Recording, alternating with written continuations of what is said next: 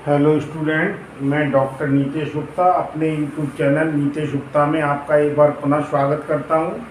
आज एक बहुत ही महत्वपूर्ण टॉपिक पर डिस्कशन करने जा रहे हैं जो आपके एग्ज़ाम में लॉन्ग क्वेश्चन के रूप में आ सकता है। और ये टॉपिक है वैद्युत द्विध्रुव की अक्षीय स्थिति में किसी बिंदु पर वैद्युत क्षेत्र की तीव्रता। वैद्युत द्विध्रुव और वैद्युत द्विध्रुव आघूर्ण क्या होता है, इसके बारे में पिछले वीडियो में मैं आपको बता चुका हूँ। इसे देखने के लिए आप डिस्क्रिप्शन में जाके मेरे लिंक के द्वारा उसको देख सकते हैं। इस वीडियो को ध्यान से देखें और अंत तक देखें, जिससे आपको समझ में पूरा टॉपिक आ जाए। और ये बहुत ही महत्वपूर्ण है आपके एग्जाम के दृष्टिकोण से। तो आप देखिए, वैद्युत द्विध्रुव क्या होता है, जैसा मैं आपको पहले बता चुका हूँ।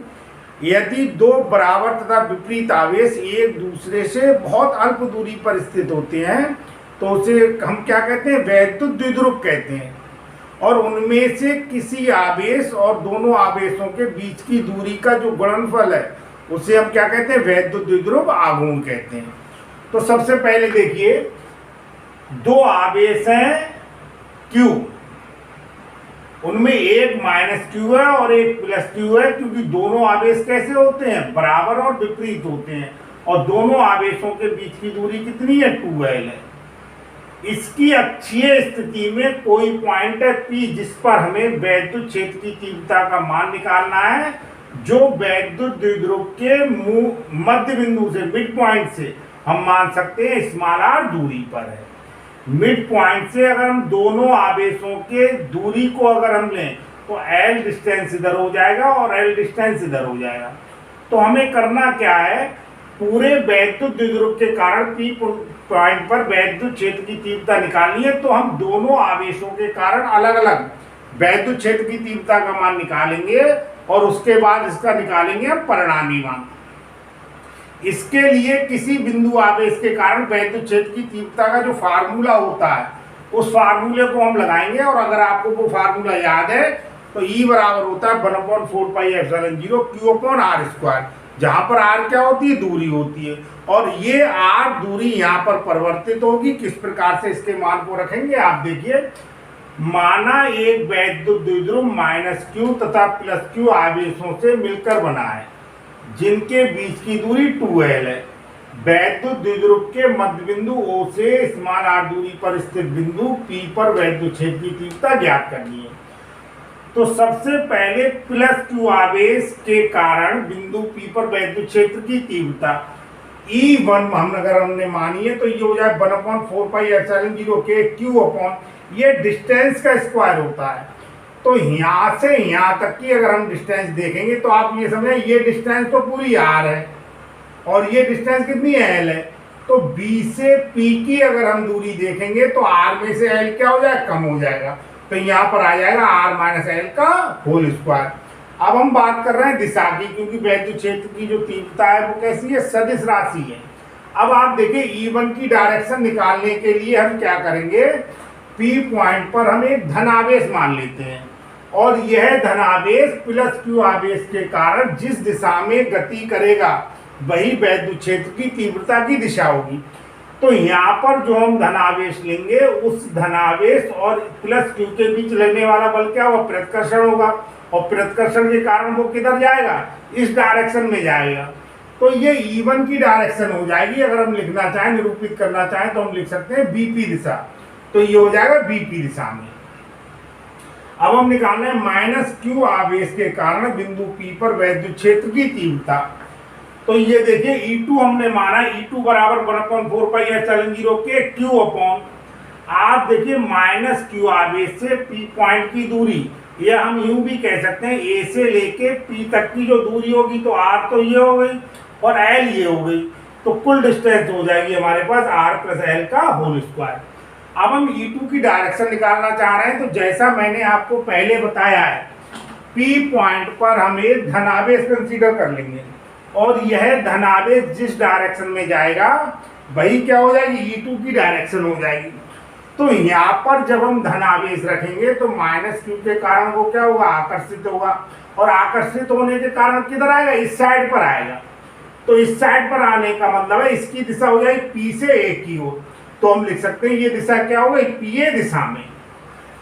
अब हमें पी पॉइंट पर परिणामी वैद्युत क्षेत्र की तीव्रता निकालनी है। तो आप देख सकते हैं E1 और E2 जो है ये एक दूसरे से विपरीत डायरेक्शन में है, और विपरीत डायरेक्शन में होने के कारण हम परिणामी वैद्युत क्षेत्र की तीव्रता निकालेंगे। तो पहले हमें ये देखना है कि E1 और E2 में से बड़ा कौन सा है। तो थोड़ा ध्यान दीजिए 1/4πε0 K और Q ये दोनों में समान है। इसमें r माइनस एल का होल स्क्वायर है और इसमें r प्लस एल का होल स्क्वायर है। तो r माइनस एल का मान आप समझ रहे हैं छोटा होगा और r प्लस एल का मान क्या होगा, बड़ा होगा। और ये वाली जो डिस्टेंस आपको दिखाई पड़ रही है इससे क्या किया गया है, पूरी क्वांटिटी को डिवाइड किया गया है। तो जब ये क्वांटिटी छोटी होगी तब ये मान बड़ा होगा, और ये क्वांटिटी जब बड़ी होगी तो ये मान क्या होगा, छोटा होगा। तो r माइनस एल छोटा है इसलिए E1 का मान बड़ा होगा, और r प्लस एल बड़ा है इसलिए E2 का मान क्या होगा, छोटा होगा। तो इसे निकालने के लिए E बराबर क्या हो जाएगा, E1 माइनस E2 हो जाएगा।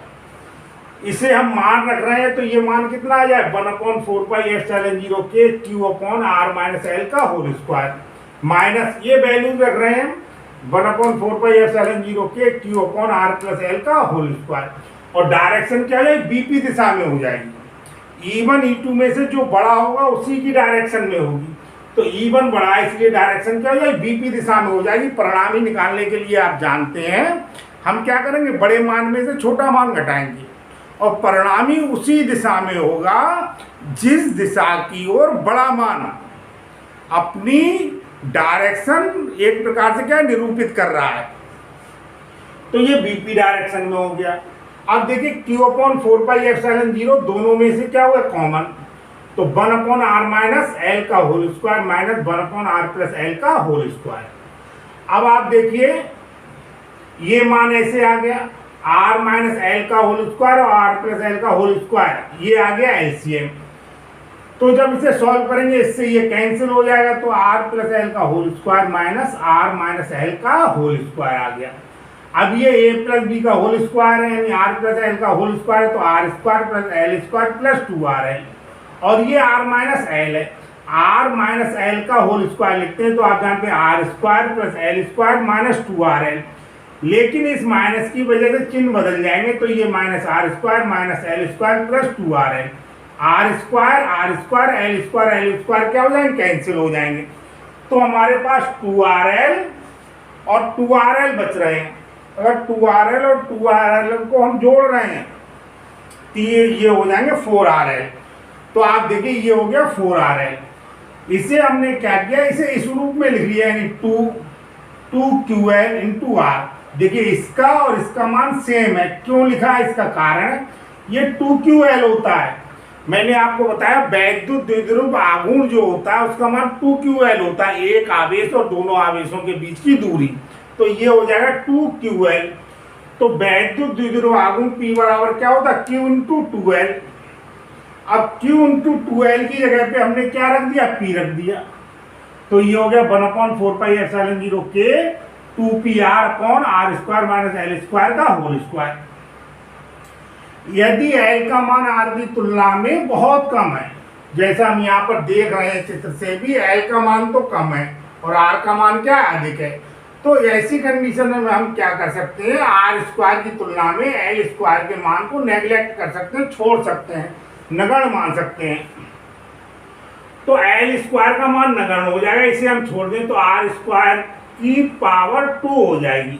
तो इसे जब हम हल करेंगे तो 4πε0 K 2pr/r to the power 4 हो जाएगी। ये यहाँ पर कैंसिल हो जाएगा। तो E बराबर 1/4πε0 K 2p/1r कैंसिल होने की वजह से क्या हो जाएगा, r³ हो जाएगा। वायु अथवा निर्वात के लिए K बराबर क्या होता है 1, तो E बराबर आ जाए 1/4πε0 2p/r³। ये बहुत ही महत्वपूर्ण टॉपिक है, मैंने आपको समझाने का प्रयास किया, संभवतः आपको समझ में आ गया होगा। अगर ये वीडियो आपको पसंद आया है तो इसे लाइक कीजिए, अधिक से अधिक शेयर कीजिए और मेरे चैनल को सब्सक्राइब अवश्य कीजिए।